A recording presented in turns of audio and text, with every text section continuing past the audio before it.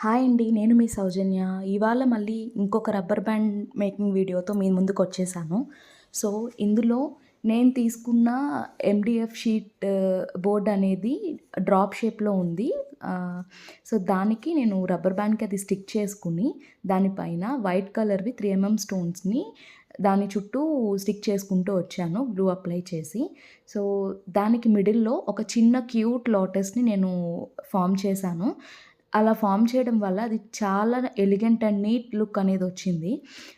ఇంకా ఇలాంటి rubber band series అనేవి మీకు కావాలి అంటే please do follow my channel సౌజన్య1125. అలానే support me in instagram thread bangles making by సౌజీ.